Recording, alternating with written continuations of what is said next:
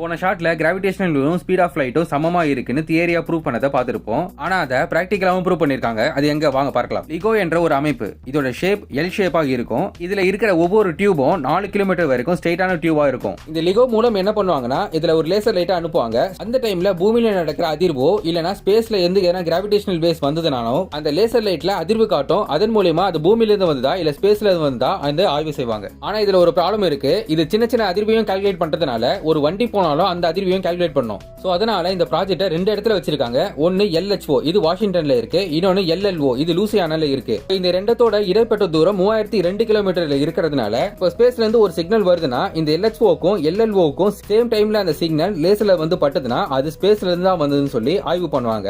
அதுவே 10 milli second கேப்ல மாறி மாறி வந்ததுன்னா அது பூமியில இருந்து ஏதோ ஒரு அதிர்வு வந்திருக்குன்னு அதை ஆய்வு பண்ணுவாங்க. சரி, இந்த LHO மற்றும் LLO மூலம் ஸ்பேஸ்ல இருந்து ஒரு கிராவிடேஷனல் வேவ் சிக்னலை கண்டுபிடிச்சிருக்கு.